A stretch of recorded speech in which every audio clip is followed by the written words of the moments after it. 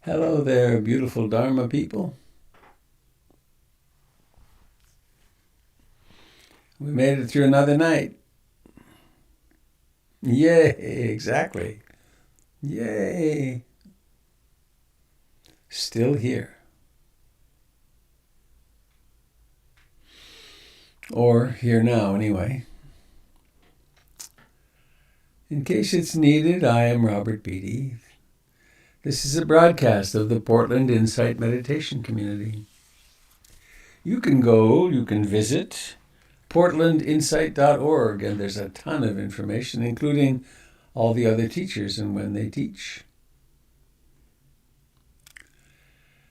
And this is a teaching in the lineage of Theravada Buddhism through Lady Sayadaw U Ba Khin, Ruth Denison, and now me,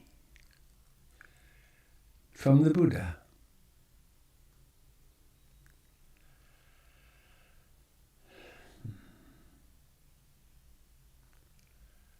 I am delighted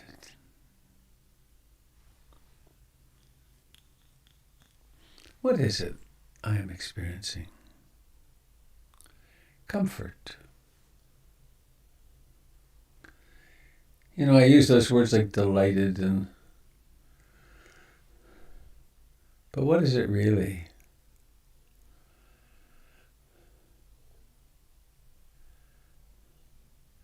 I am at home here.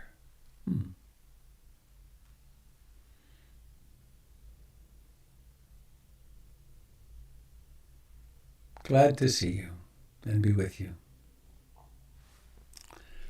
I have a well-worn poem. I think I've said in one of these mornings that back when I was 21, I had to get out. I signed on to a ship to work my way to Australia. And I took a backpack and headed out. I was gone 5 years. I took one book with me, which was the collected poems of Robert Frost. I still have that very book. It's very old and tattered.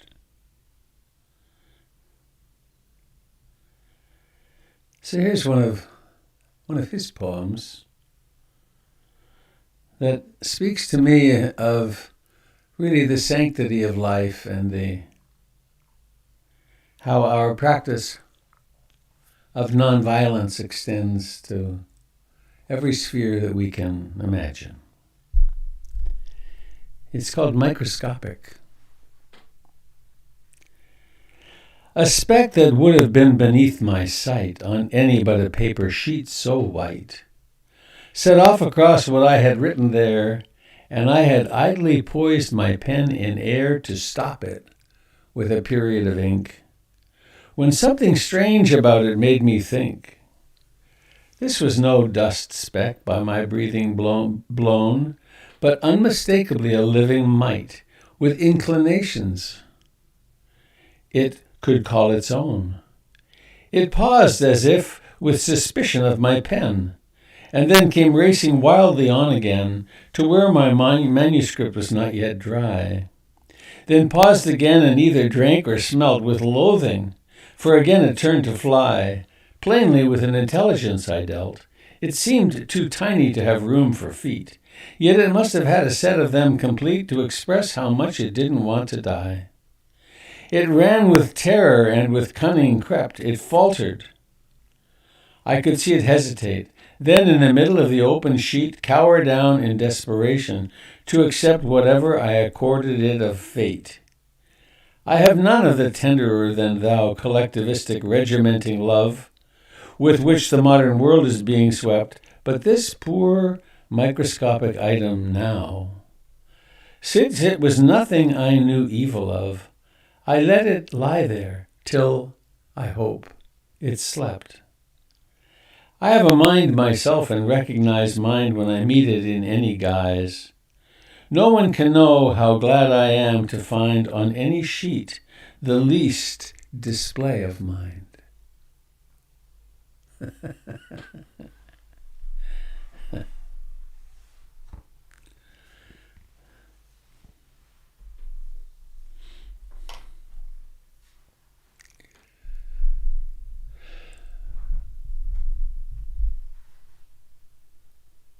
Here we are, awake, not just awake from sleep, but somehow knowing this sitting here.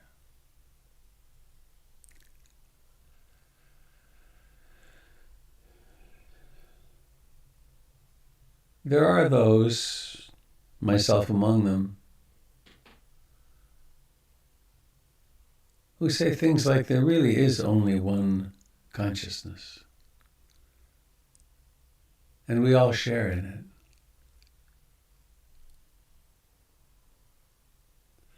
When the eyes meet between two people, it's consciousness meeting consciousness.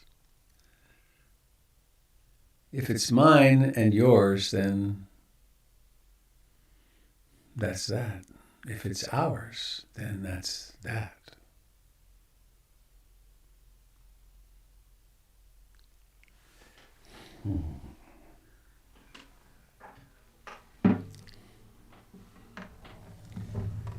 I invite you to join me in this little song.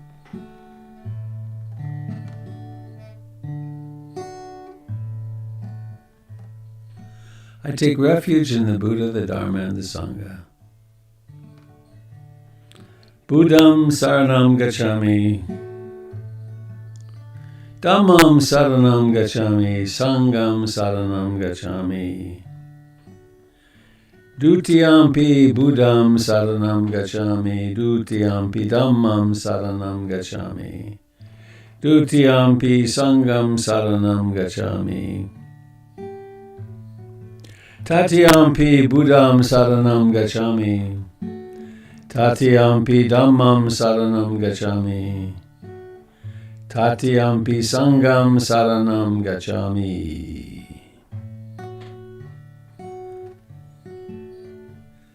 I take refuge in the Buddha, the one who shows me the way in this life. Namo Buddhaya, Namo Buddhaya, Namo Buddhaya.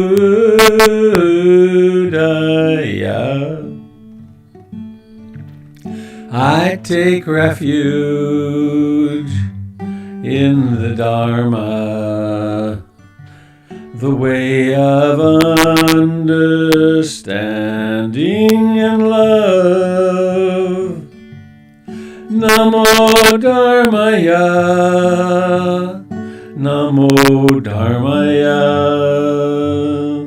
Namo Dharmaya.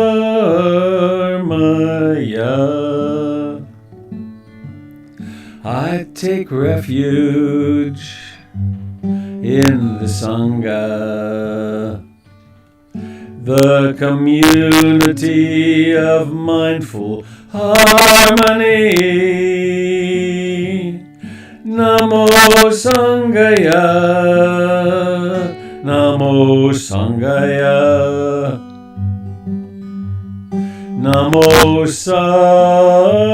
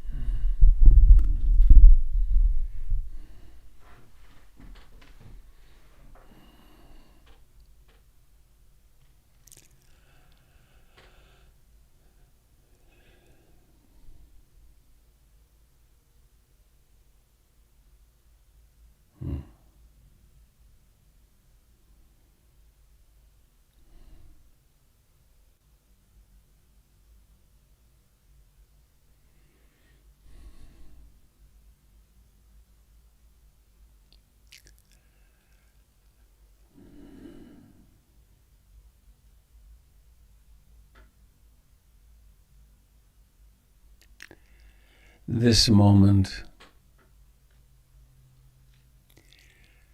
is exactly like this.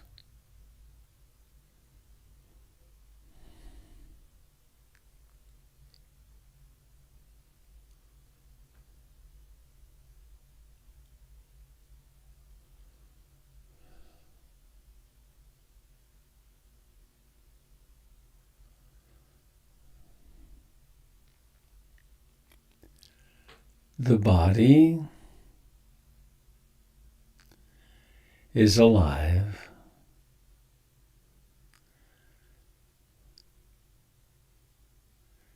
and if the mind consciousness is all functioning, there's life everywhere in this body. Everywhere the mind is directed to attend, mindfulness can receive, can know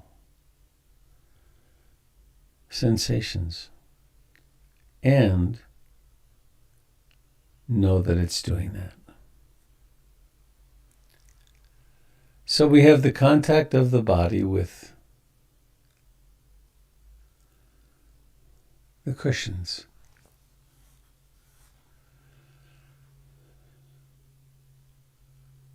We have the body in contact with clothing.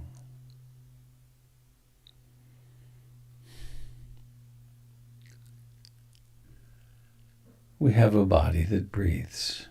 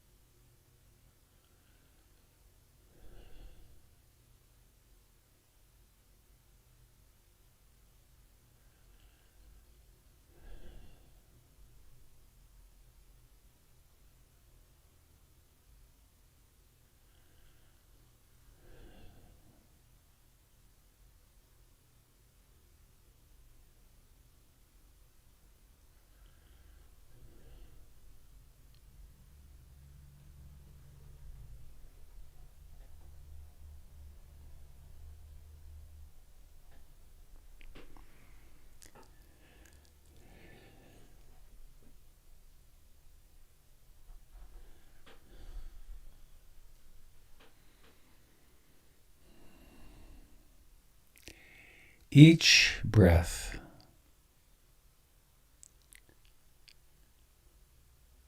has a beginning.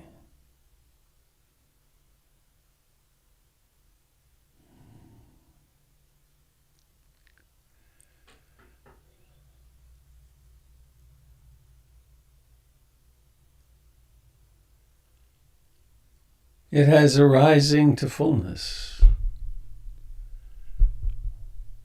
during which the beginning disappears.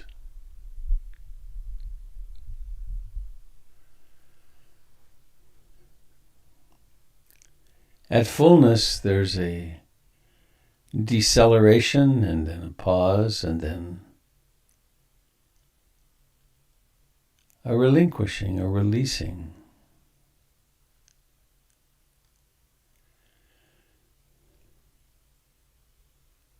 And the middle of the breath vanishes to reveal the falling of the chest and abdomen.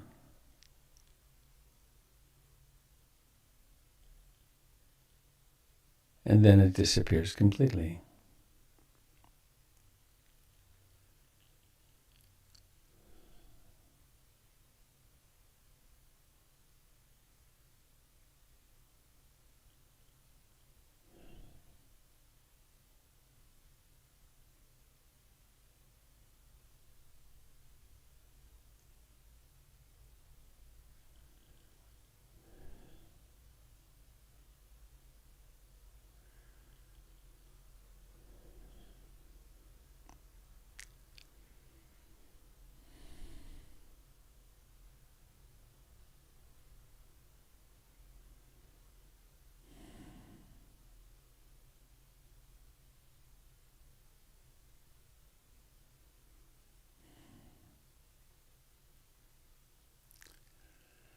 By coming home to breathing,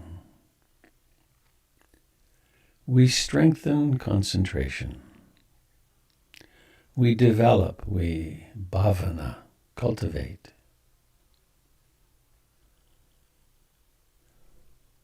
A kind of one-pointedness. This leads to samatha or samadhi, a mind which is just quiet, concentrated, and at ease.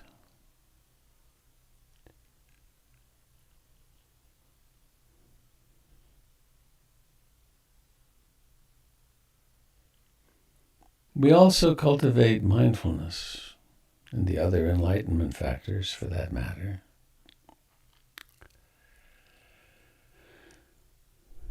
Mindfulness notices when the mind wanders.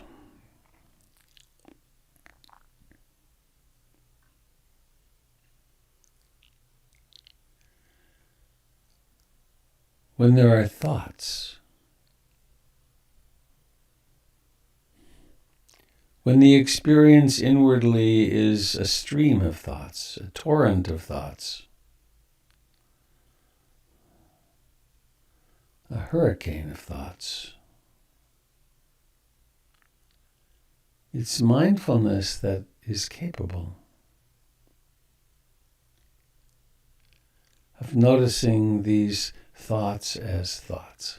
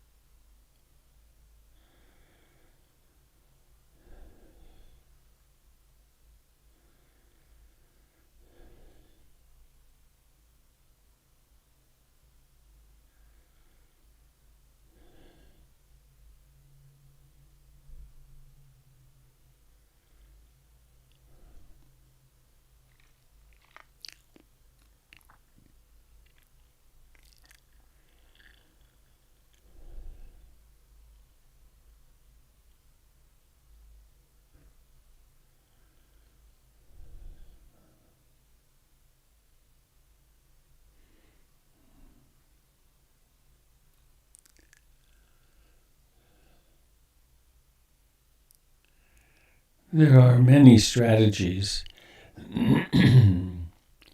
taught and used to increase concentration. One is noting, in which the quiet words rising, rising, falling, falling, are used to point at the experience of the chest and abdomen inflating and deflating.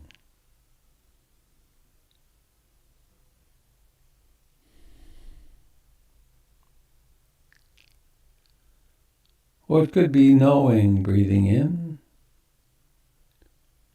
and breathing out. Or it could be counting. Breathing in 1, breathing out 2. Up to 10, start over. If the mind wanders, back to 1.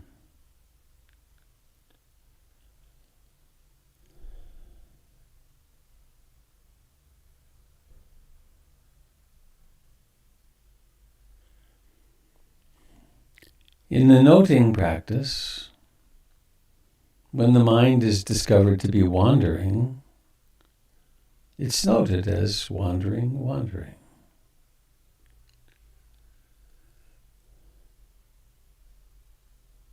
When the hindrances are discovered, they can be noted as wanting, wanting, or disliking, not wanting. Or restless, agitated, worried. Or sleepy, dull, sloth and torpor. Or doubt, despair, dispiritedness. Just a simple word, worrying.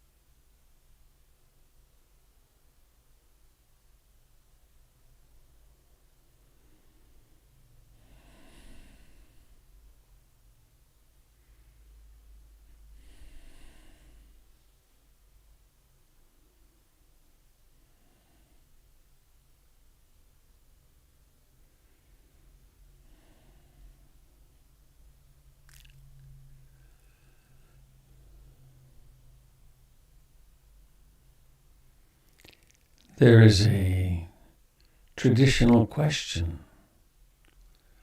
How hard do I try?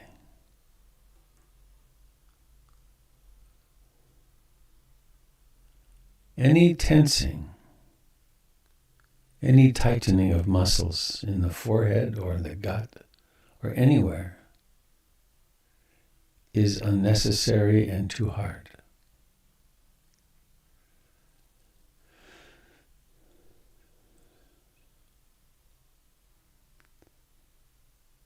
When the mind is too slack, then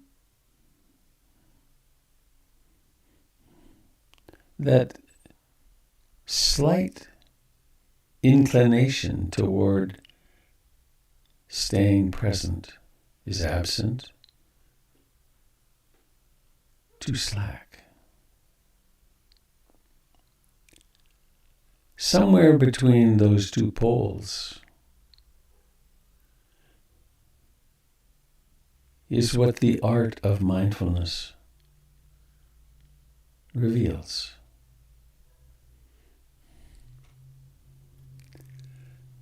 This is nothing that anyone can tell us. We must experiment.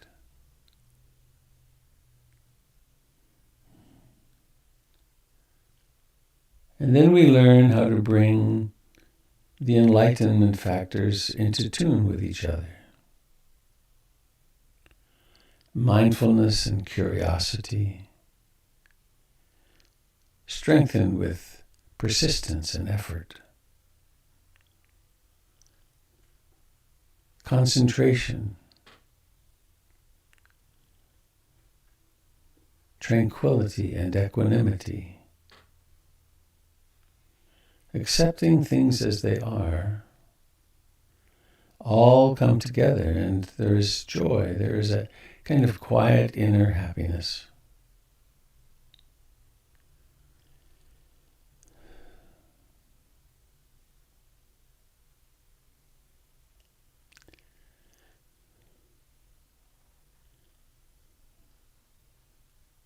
And this destination is now. It's here.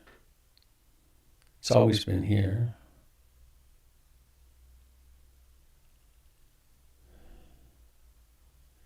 It is this breathing in and this breathing out. It is these thoughts, this mood.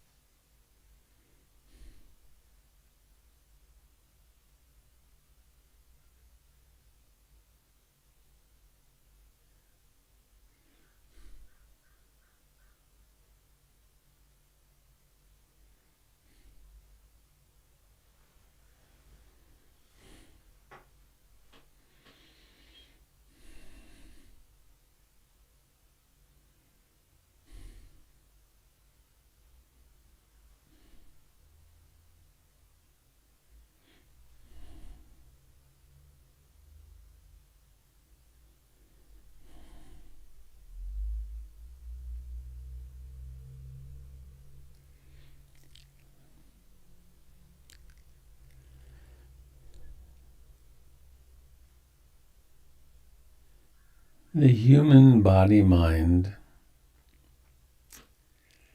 is a part of nature.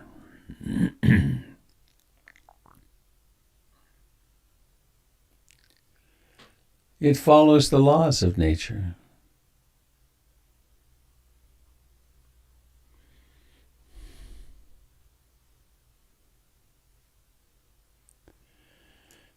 The human mind is much like a garden. A garden can be cultivated.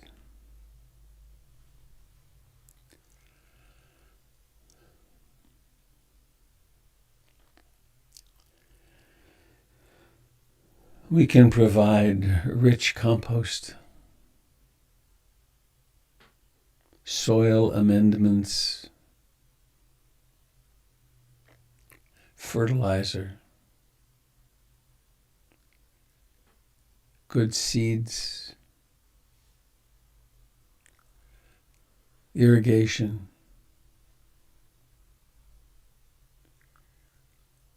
and sunshine. And something happens.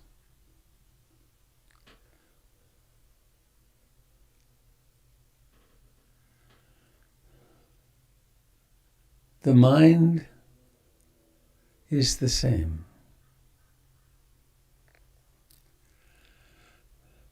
We provide a sense of direction, a sense of wise understanding, purpose.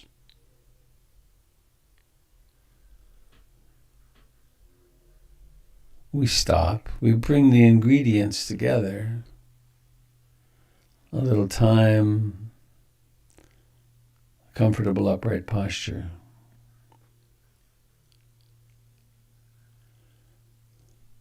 We remind ourselves of a loving attitude. I aspire to love and accept myself exactly as I am at this moment.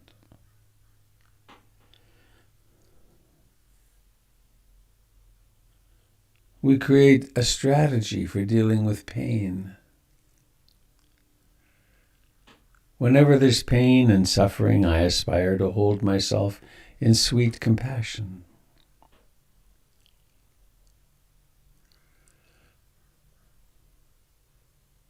We bring the light of mindfulness, which shines on everything without distinction.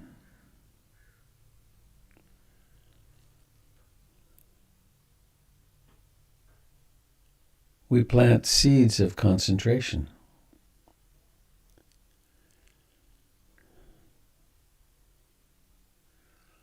Countless times,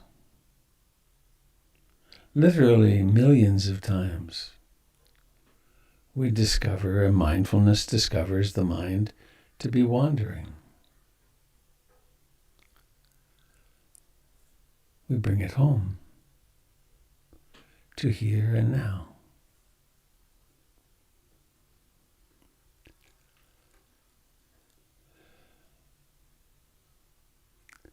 We cultivate the heart-mind.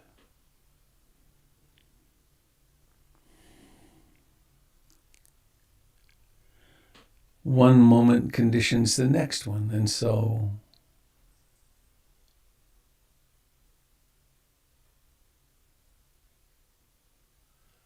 something evolves.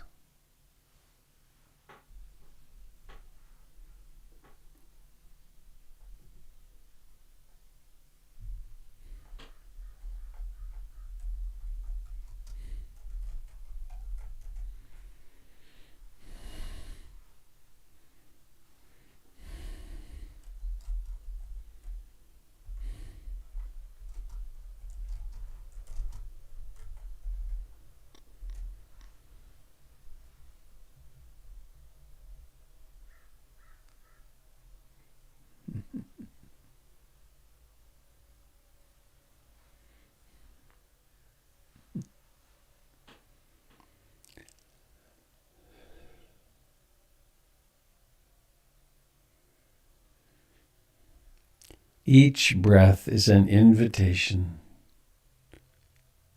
to aliveness.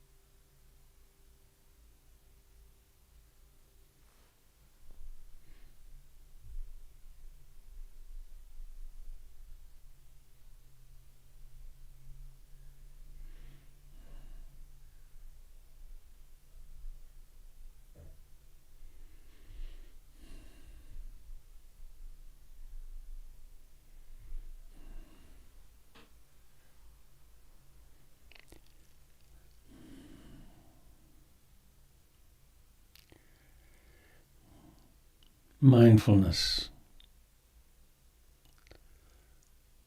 something utterly mysterious.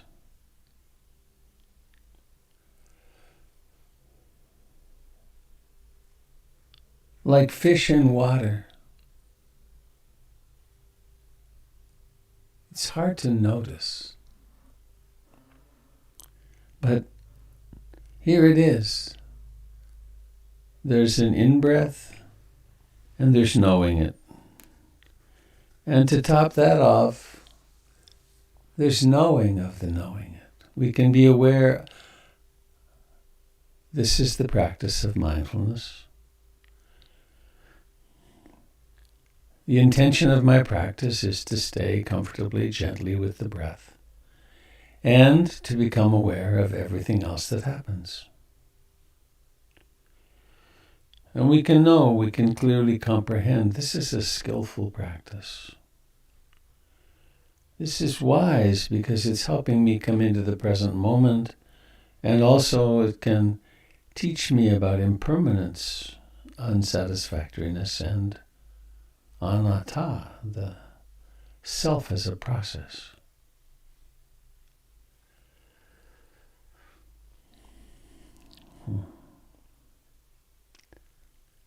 So there's awareness of this living, unfolding body-mind.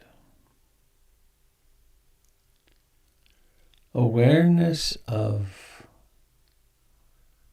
the 5 hindrances when they're present. They're not enemies. They're the very building blocks out of which we create our awakening.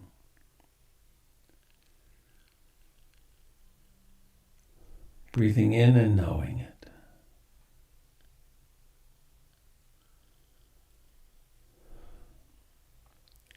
And embracing the quality of mind which is present.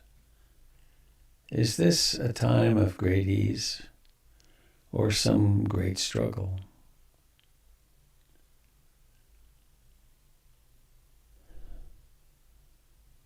How do you know that?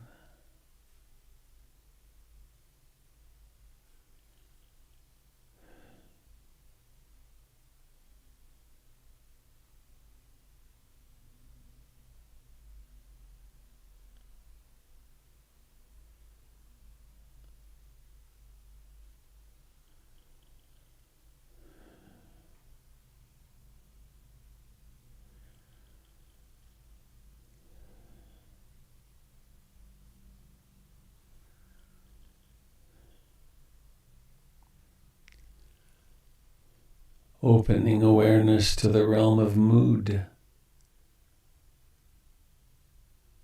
What's the mood? Important because moods color perception.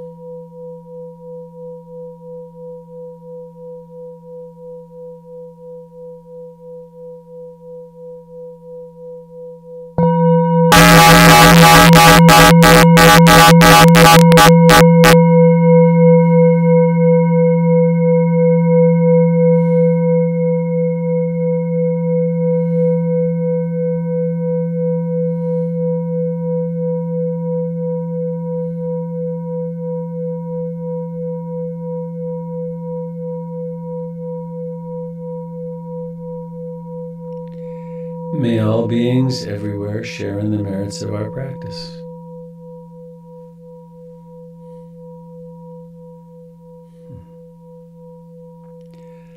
May we recognize the power and importance of our practice.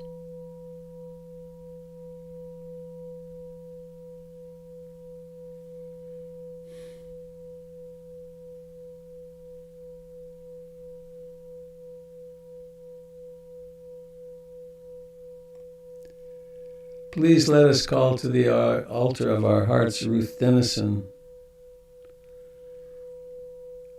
and all of our teachers, these human beings who have touched us in one way or another and pointed us in the direction of kindness and compassion.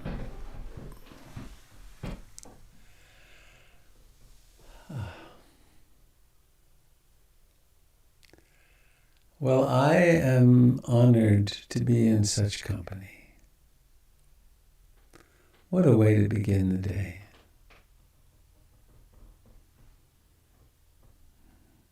May the love and compassion and mindfulness and clarity of being of these moments persist with us through the whole day.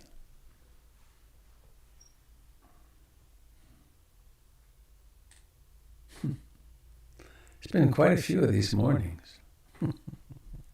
Amazing. I have my sound working in an odd way this morning, but I think I can live with it. I actually need to be off by 8:15 for sure because the fellow from tech support will be calling. So, Jim is teaching on Saturday. Should we give a shout out to a potential social moment, Jim? Maybe just a teaser.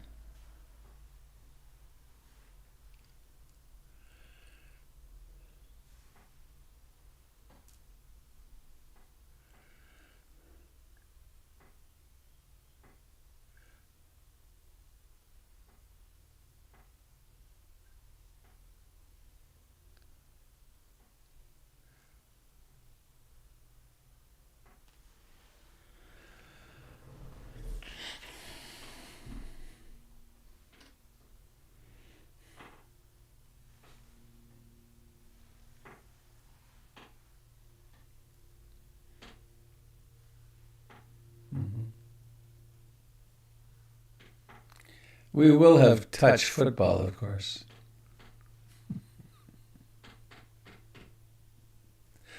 So, anything anyone would like to share.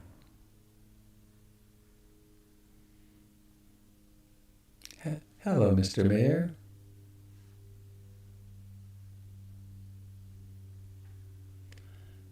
I'm sorry, no duplicate questions are accepted.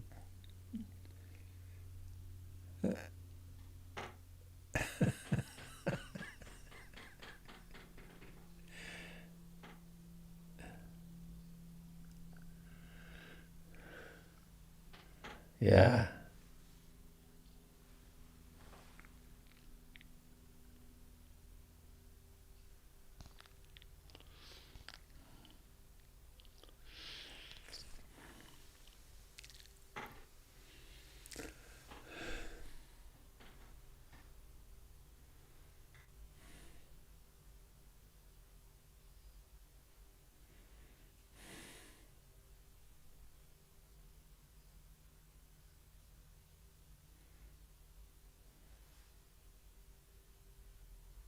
Good.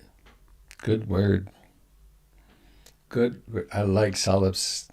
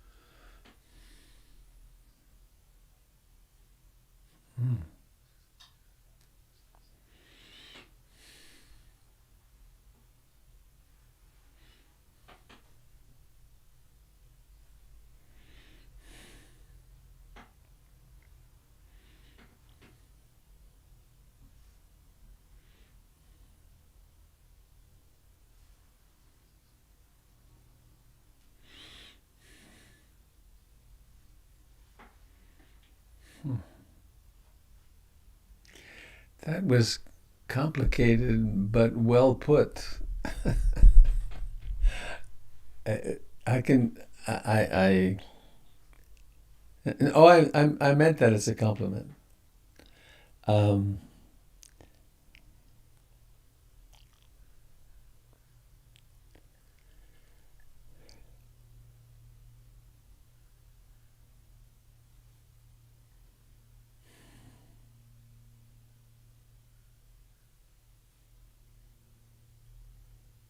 it may not be a helpful thing to say, that one consciousness thing.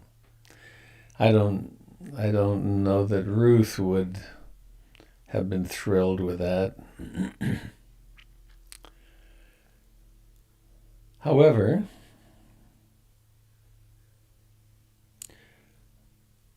most of the time, David, I live in the confines, sometimes feels like prison, of my own separate identity. My own worries, my own plans, my own satisfactions and dissatisfactions and so on. And over all these years of meditation, I've become familiar with the decorations of the prison. And I'm thinking, there's something about Plato with the shadow world. I can't remember it well enough.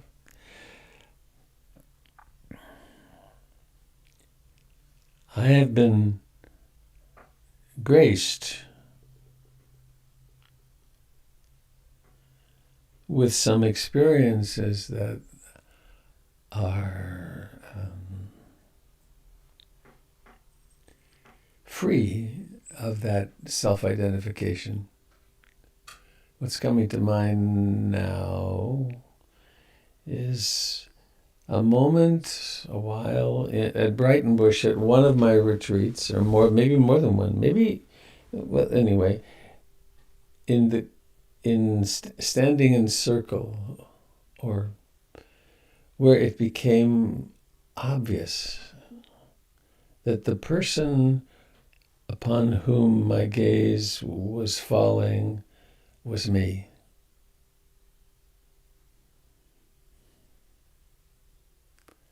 And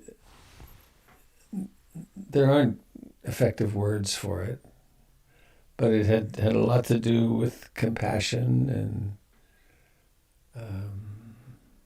just the sense of being. So I don't have that as a goal, but I guess it's a faith. I have a deep faith that there's something within us that we all experience, which is common. And then there's the personality flourishes and wounding and trauma and so on. So that's a broad brush attempt.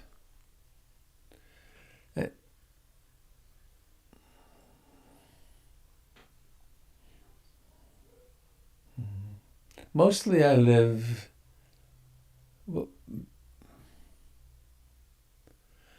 my non-dual teacher, Matt Flickstein, says, "You're already awake, believe nothing to the contrary." Which then says, well, all this, whatever struggle, whatever sense of isolation, that's all part of it. It's all just life unfolding. Strange, huh? Mm-hmm.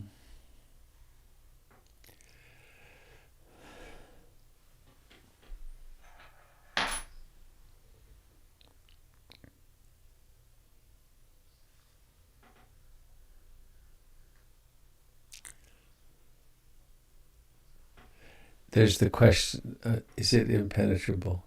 And you remind me just now, or something reminds me,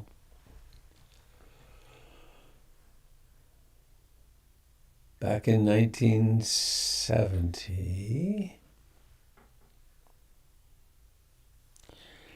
a little before that, I was living in Geneva, Switzerland. And I'd been traveling for several years already, and I was shaken by the environmental catastrophe that was upon us, 1970. Because everywhere I looked, there was collapse. And I saw on a bookstore, a magazine store, The Ecologist, and it was a plan to save the earth.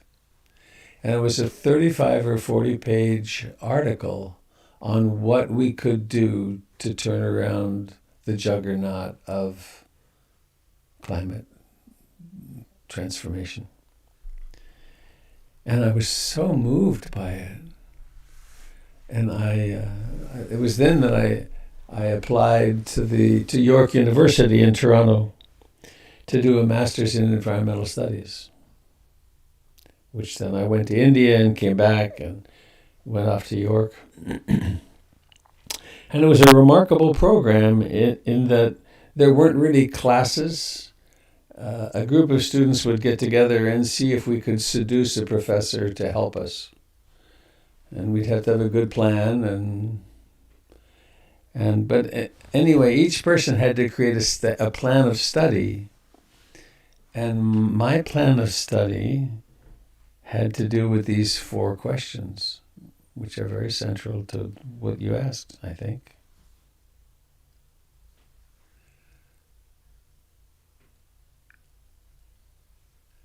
It always provokes quite a lot of emotion when I speak of this. If we are part of the earth, which obviously we are, how is it we don't know it? What wiring is missing? How is it we can do what we do so harmfully to the earth? And then the second question, which is how do we deal with it? What do I do to become awake to the fact that I am the earth?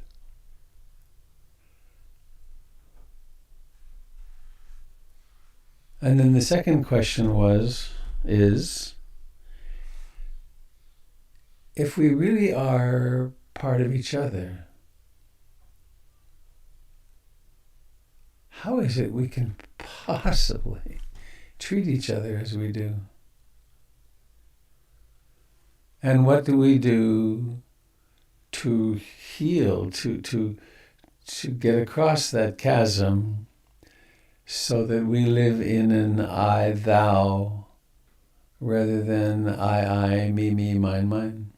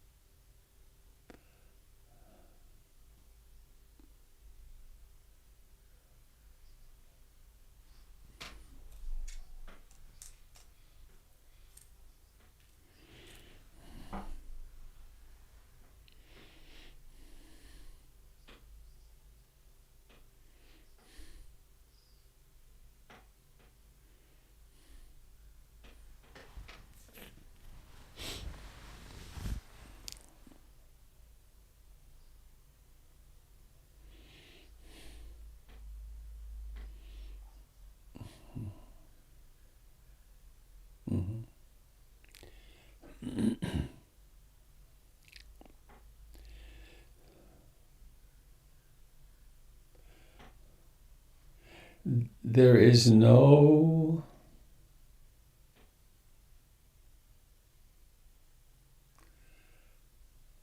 my experience, the way home is not through thinking. to think.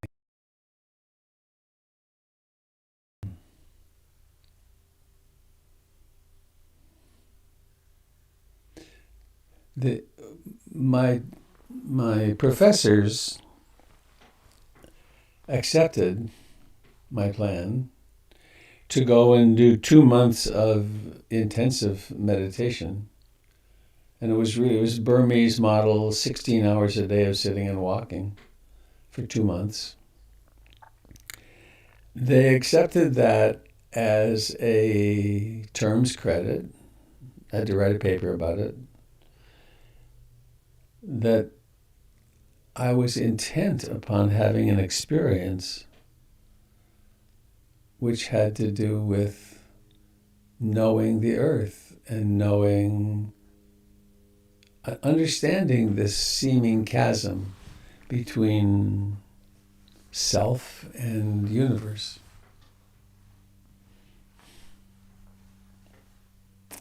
And the quest goes on.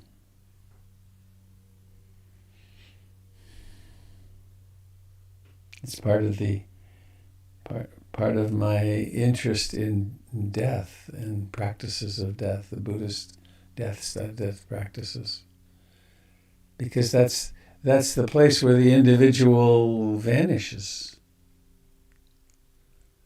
And what is that about? I mean, that's got to be the most. I think birth. That's strange. And implied in that is the ending. And so the closer one can get to that, it seems to me, the more interesting life is.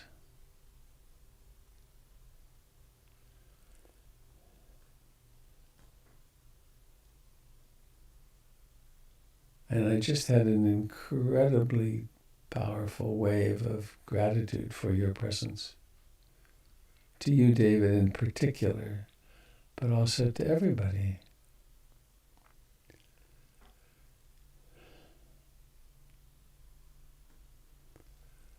This is potent. It's so... The world clamors with my... this is important, this is important, this is important. And it's also trivial by contrast with opening and loving.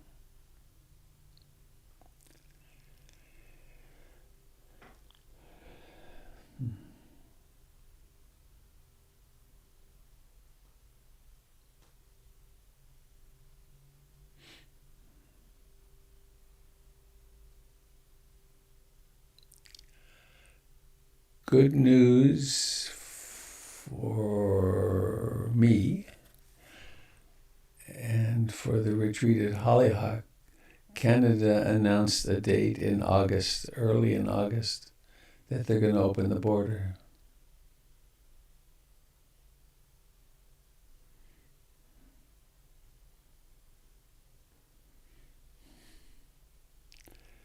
I wish everyone here could come to that retreat.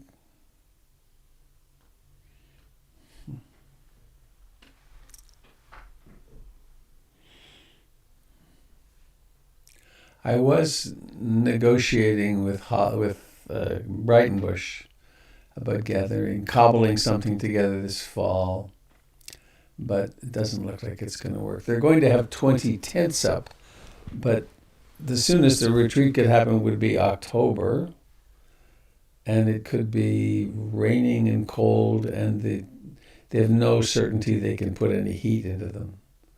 So that would be pretty grim. Be very traditional. Let's go and shiver.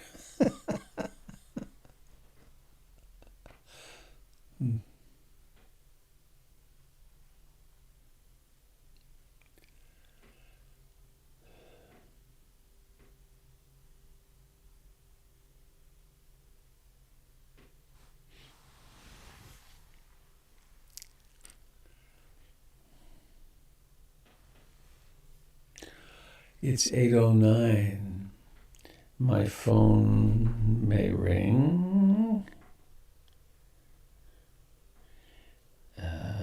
moment. I hope it does. Hello, Joe.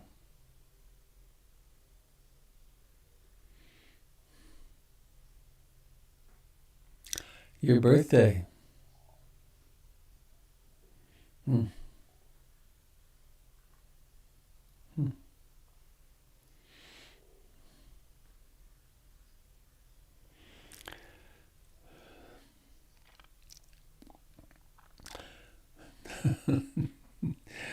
Will you still need me? Will you still feed me? When I'm 64, boom, boom, boom. How about we go out today on happy birthday to Joe? I mean, he did give us the clue. You ready? Let us unmute.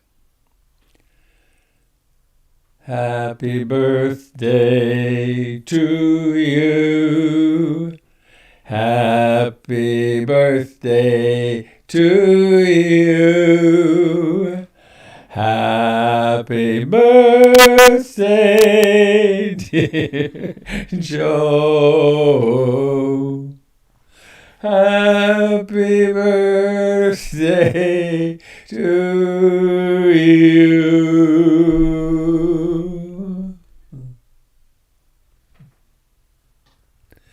Thanks for coming, dear friends.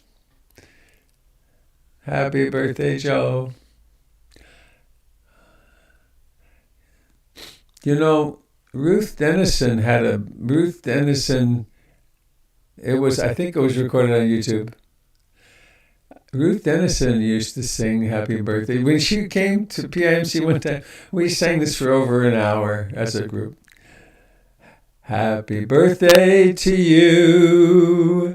Happy birthday to me. Every day are we born. Every day are we free. A version.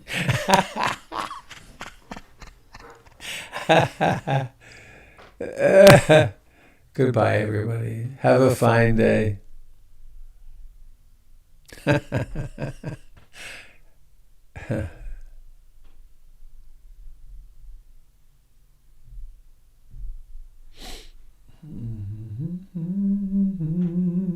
Goodbye, friends on Facebook and YouTube.